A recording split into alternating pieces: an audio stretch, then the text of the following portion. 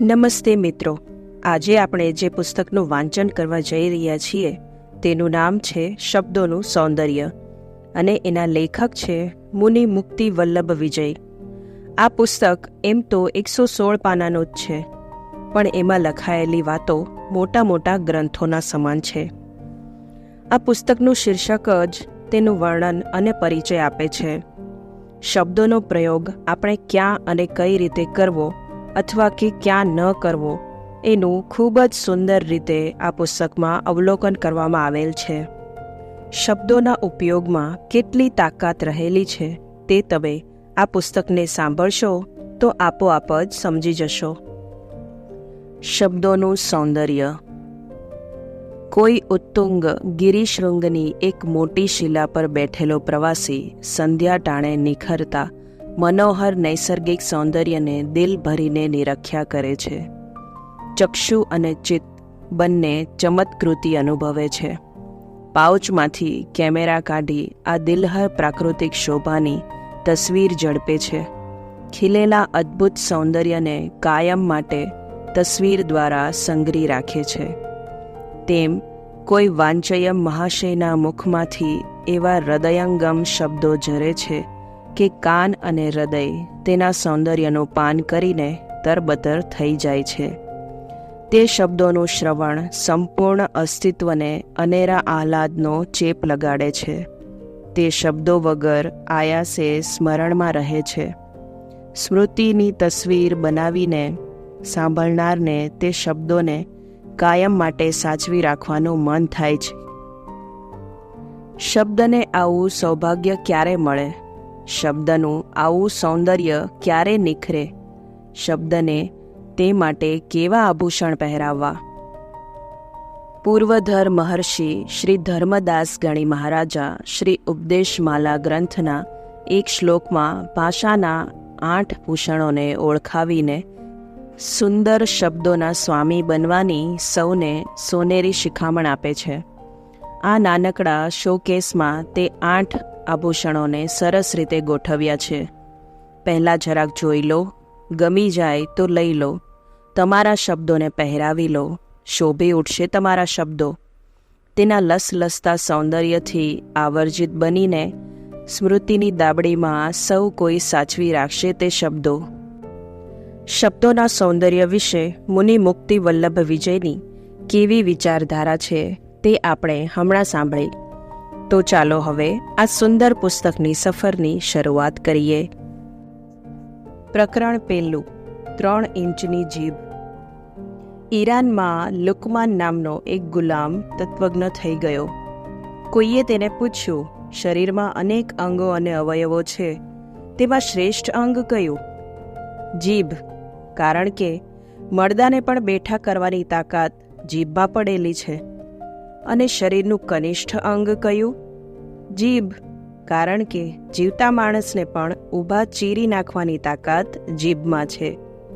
અંગ્રેજીમાં પણ કોઈએ લખ્યું છે, the tongue is the instrument of the greatest good and the greatest evil that is done in the world. વાત તો સાવ સાચી છે. જીભ ખરેખર વિચિત્ર અને વિલક્ષણ છે. આંખ 2 છે, કામ એક માત્ર જોવાનું. કાન 2 છે, કામ એક માત્ર સાંભળવાનું. નાકના નસકોરા 2 છે, કામ એક માત્ર સૂંઘવાનું. પણ જીભ એક જ છે અને તેને 2 કાર્ય સોંપાયેલા છે, એક વાદનું અને બીજું સ્વાદનું. આ બંને કાર્ય મહત્વના છે અને જોખમી પણ છે. નાનકડી 3 ઇંચની કોમળ, ચંચળ અને હાડકા વગરની જીભને આટલી ભારેખમ 2 જવાબદારીઓ સોંપનાર કુદરતને જીભની શક્તિ પર કેટલો બધો વિશ્વાસ હશે. અને કલ્પના તો કરો, વહેંચણીમાં સમાનતાનું ધોરણ અપનાવીને કુદરતે આંખ, નાક, કાન, હાથ, પગ આદિની જેમ જીભ પણ 2 આપી હોત તો શું થાત? 2 આંખ જે જુએ, 2 કાન જે સાંભળે, 2 નસકોરા જે સૂંઘે, હાથ, પગ આદિ જે કાર્ય કરે અને મન જે વિચારે, તે બધાનું વર્ણન બિચારી એકલી જીભને કરવાનું. છતાં વર્ણન વધારે પડતું કરી નાખે પણ ઊણી તો ન જ ઉતરે. તેવી અદ્ભુત કાર્યક્ષમતા જીભ ધરાવે છે. જીભ એક જ આપીને અને આંખ કાન આદિ બબ્બે આપીને કુદરતે જે પક્ષપાતી વલણ અપનાવ્યું છે તે માટે ઉપાલંબ આપવાને બદલે કુદરતનો આભાર માનવા જેવો છે. જીભના બંને કાર્યક્ષેત્ર અતિ મહત્વના અને જોખમવાળા છે. બે રાષ્ટ્રો વચ્ચે યુદ્ધ થાય ત્યારે શત્રુ રાષ્ટ્રને અપંગ બનાવી દેવા તે રાષ્ટ્રની જીવાદોરી સમાન બે શક્તિઓને ખલાસ કરી દેવાની યુદ્ધ નીતિ રાજ્યકર્તાઓ અપનાવતા હોય છે. આ બે શક્તિના નામ છે બ્રોડકાસ્ટિંગ અને ફૂડ સપ્લાય. ધ્વનિ પ્રસારણ કેન્દ્ર દ્વારા ઉત્સાહવર્ધક અને આશ્વાસક સમાચારો પ્રસારિત કરવા દ્વારા આંતરિક શાંતિ જાળવવા સરકાર પ્રયત્ન કરે છે. આ મહત્વની તાકાતને તોડી પાડવામાં આવે તો યુદ્ધના કાળમાં રાષ્ટ્ર અપંગ બની જાય છે. બીજી મહત્વની બાબત છે ફૂડ સપ્લાય. અનાજના પુરવઠાને ખોરવી નાખવામાં આવે તો શસ્ત્ર આદિની બાબતમાં સક્ષમ અને સમર્થ એવું રાષ્ટ્ર પણ યુદ્ધમાં થાપ ખાઈ જાય છે. શરીરના સંદર્ભમાં વિચાર કરીએ તો ધ્વનિ પ્રસારણ અને ફૂડ સપ્લાય એ બંને મહત્વની કામગીરી જીભને સોંપવામાં આવી છે. અને આપણે જાણીએ છીએ કે જેની જીભ આ બંને જવાબદારીઓને સુપેરે બજાવી શકતી નથી તેના શરીરમાં નિરોગીતા અને જીવનમાં શાંતિ દુર્લભ બની જાય છે.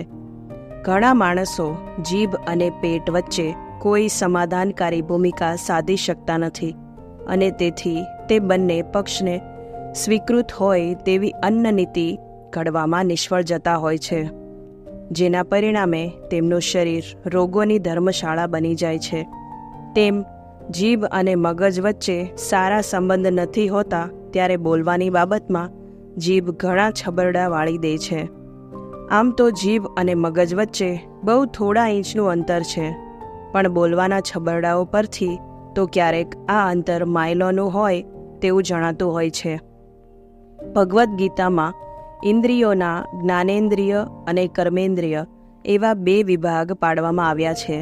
જીભ સ્વાદનું જ્ઞાન કરે છે માટે જ્ઞાનેન્દ્રિય છે અને બોલવાનું કર્મ કરે છે માટે કર્મેન્દ્રિય છે. આમ ભગવદ્ ગીતાની પેઠે જ્ઞાન અને કર્મનો સુંદર સમન્વય સાધી આપતી જીભ એક મહાયોગીની જેવી ભાસે છે. આપણા શરીરમાં શબ્દોત્પત્તિના સ્થાન 5 છે: કંઠ, તાલુ, મૂર્ધા, દાંત અને હોઠ. પણ આ પાંચેય સ્થાનેથી ઉત્પન્ન થતા શબ્દ જીભની સહાય વિના ઉત્પન્ન થઈ શકતા નથી. જીભની ઊંચી નીચી આડી અવળી ગતિને કારણે સ્વર ઉચ્ચારરૂપ બને છે. માટે જીભ એ શબ્દોત્પત્તિનું મૂળ સ્થાન નહીં હોવા છતાં બોલવાનું કામ જીભનું છે. તેમજ લોકોમાં એવો વ્યવહાર પણ થાય છે. સંત કવિ તુલસીદાસે જીભને ડેલી દીપની ઉપમા આપી છે. મુખ એ ડેલી છે અને જીભ એ ડેલી પરનો દીપક છે. જીભ વિચાર અને વર્તન વચ્ચે રહી વાણી દ્વારા બંને પર પ્રકાશ પાથરે છે. મનના વિચારો, હૃદયની ઉર્મિઓ અને આંખ, નાક, કાન આદિના અનુભવોને વ્યક્ત કરતી જીભનું સ્થાન તે બધાની મધ્યમાં ગોઠવનારી કુદરતને તેની આ કરામત બદલ ધન્યવાદ આપવાનું મન થઈ જાય. માનવ દેહમાં સૌથી વધુ સ્નાયુઓની જરૂર જીભને પડે છે. બોલતી વખતે એક સાથે ઘણા સ્નાયુઓને કસરત પહોંચે છે. અન્ય ઇન્દ્રિયો પર હાડકાના નિયંત્રણો ગોઠવનારી કુદરતે જીભમાં એક પણ હાડકું કેમ નહીં ગોઠવ્યું હોય તેનું રહસ્ય કોણ સમજ્યું છે? તે તો વ્યક્તિના વર્ણન પરથી જ સમજાઈ જતું હોય છે. ઘણા એમ જ સમજતા હોય છે કે જીભ અનિયંત્રિત રહે તેમ કુદરત ઈચ્છતી હશે, માટે જીભમાં હાડકું નહીં ગોઠવ્યું હોય. પણ કુદરતના સાચા સંકેતને કોઈક જ સમજે છે કે બીજી ઇન્દ્રિયોનું નિયંત્રણ તો હાડકું મૂકીને કુદરતે સ્વયં કરી દીધું. જીભના નિયંત્રણની જવાબદારી કુદરતે આપણા પોતા પર છોડી દીધી છે. કુદરતના આ સંકેતને જે સમજી જાય છે તે આ જવાબદારીને સુપેરે વહન કરી શકે છે. હાડકું હોય તો અકળતા અને કઠોરતા આવી જાય. જીભમાં હાડકું નથી, તેથી જણાય છે કે જીભને મૃદુ રાખવામાં આવે તેમ જાણે કુદરત ઈચ્છે છે. પણ પ્રકૃતિના આ અભિપ્રાયને નહીં સમજેલા કેટલાક લોકો કઠોર વાણીનો પ્રયોગ કરીને હાડકાની ખોટ પૂરવા મથતા હોય છે. બીજી રીતે વિચારીએ તો જીભનું નિયંત્રણ અન્ય ઇન્દ્રિયોના નિયંત્રણ કરતાં થોડું આસાન છે. ન જોવાનું અનાયાસે જોવાઈ જાય તે બને, ન સાંભળવાનું અનાયાસે સંભળાઈ જાય તે બને, પણ જે નથી ખાવાનું તે જીભથી અનાયાસે ખવાઈ જાય કે જે નથી બોલવાનું તે અનાયાસે બોલાઈ જાય તેમ ન બને. ખાવા અને બોલવા માટે તો પ્રયત્ન જ કરવો પડે. કોઈ અપ્રિય શબ્દો કાને પડી રહ્યા હોય અને ન સાંભળવા હોય તો કાનને આપોઆપ બંધ કરી શકાય તેવી કોઈ વ્યવસ્થા કુદરતે ગોઠવી નથી. ગટરની દુર્ગંધ આવી રહી હોય ત્યારે નાકને આપોઆપ દાટા લાગી જાય તેવી પણ કોઈ સગવડ નથી. પણ માનવી ધારે ત્યારે બોલવાનું બંધ કરી શકે તે માટે મુખનો દરવાજો પ્રકૃતિએ ગોઠવી આપ્યો છે. પણ આ સગવડનો લાભ બહુ ઓછી વ્યક્તિઓ ઉઠાવતી હોય છે. એક મહાશય કુદરતની ફરિયાદ કરતા હતા કે જીભ મુખમાં સીધી જડવાને બદલે સ્ક્રૂ મૂકીને જડી હોત તો કેટલું સારું થાત. ઝઘડા વખતે કાઢીને ડબ્બીમાં મૂકી દેવાથી ઝઘડાથી બચી જવાત. જે મહાશયને ક્યારેય ઝઘડા વખતે મુખનો દરવાજો બંધ કરી દેવાની તસદી લેતા જોયા નથી એ મહાશય સ્ક્રૂ ખોલીને જીભને ડબ્બીમાં મૂકવાની તસદી લેત ખરા? આવરદા અને આરોગ્યની બાબતમાં જીભ ઘણી પુણ્યશાળી છે. તે જન્મજાત અને આમરણાંત હોય છે. તેમ તેની પટુતા પણ ચિરસ્થાયી હોય છે. વૃદ્ધાવસ્થામાં આંખે ઝાંખપ આવે છે, કાને બહેરાશ આવે, દાંત ઢીલા પડે, હાથ પગ ધ્રુજે, પણ જીભ મોટે ભાગે ક્ષીણ થતી નથી. ગડપણમાં પણ સાકર મીઠી જ લાગે અને મરચું તીખું જ લાગે. જેને આંખે ઓછું દેખાય છે અને કાને ઓછું સંભળાય છે તેવા 80 વર્ષના ઘરડા દાદાને પણ ચા મોડી કે મોડી આપી જુઓ. જીભ તેના બંને પ્રકારના કાર્યક્ષેત્રમાં હજુ કેટલી પાવરધી છે તેનો પરિચય તુરંત થઈ જશે. તો મિત્રો, આજે આટલું જ. જીભના બીજા અનેરા પ્રસંગો સાંભળવા માટે મળીએ આવતા ગુરુવારે. અને જો અહીંયા સુધી આવી જ ગયા હોવ તો ચેનલને સબસ્ક્રાઈબ કરવાનું ના ભૂલતા.